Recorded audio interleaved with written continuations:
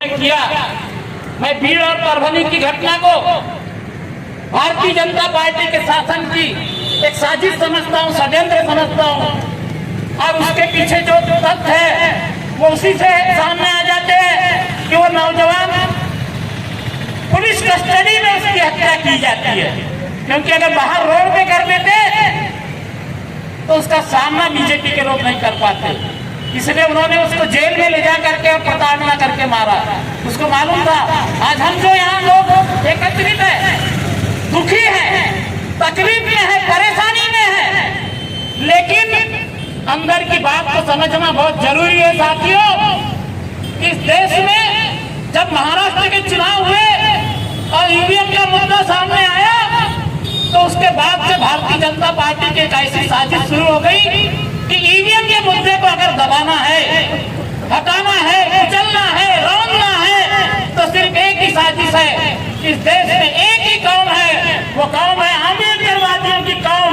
अगर उसको सड़क पर लाने के लिए कोई ऐसी साजिश की जाए कि वो पूरी कौम सड़क पे आ जाए तो ईवीएम का मुद्दा दब जाएगा।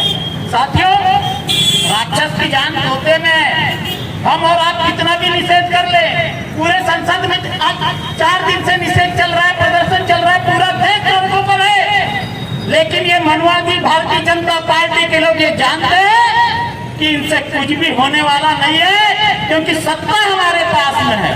और सत्ता किसके भरोसे है? सत्ता ईवीएम के भरोसे है।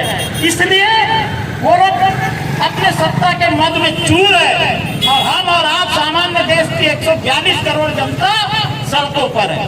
साथियों, मैं चाहता हूं कि इस बीमारी को समझना होगा, क्योंकि जब तक हम बीमारी को नहीं समझेंगे तब तक उसका इलाज नहीं कर सकते।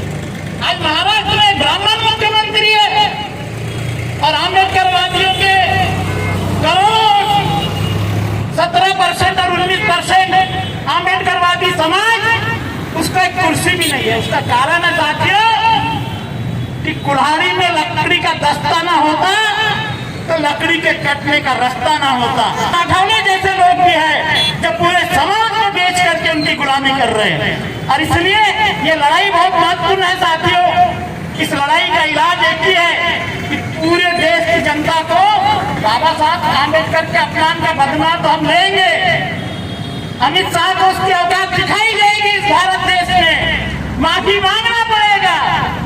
इस्तीफा तो वो देने वाले नहीं है, क्योंकि वो लोग बेशरम है, उनके लिए कुर्सी महत्वपूर्ण है, किसी की भावना महत्वपूर्ण नहीं है। लेकिन एक बार आके माफी तो मांगना पड़ेगा इस भारत देश की आंबेडकरवादी जनता से, और 142 करोड़ आंबेडकरवादी जनता से माफी मांगना ही पड़ेगा अमित शाह को। ये वास्तविक स्थिति है इस देश में। लेकिन हमको और आपको भी एक संकल्प करना पड़ेगा। SC, ST, OBC Bahujan Samaj के लोग ये आवाज भी उठाते नहीं है।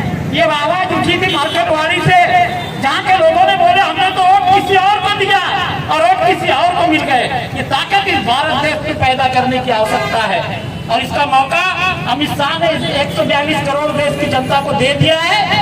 आज वो जो साजिश कर रहे थे कि इसके कारण ईवीएम का मुद्दा दब जाएगा, अदानी जाएगा या दूसरे मुद्दे संसद में दब जाएंगे, लेकिन आज इतनी ही तेजी से वो मुद्दा और उभर करके सामने आया है।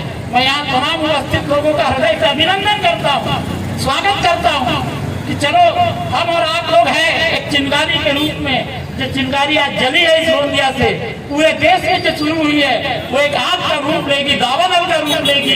इन्हीं विश्वास के साथ मैं एक बात और कहना चाहता हूँ, बोलने के लिए कोई जय भीम के दुपट्टे पहनना जरूरी नहीं है।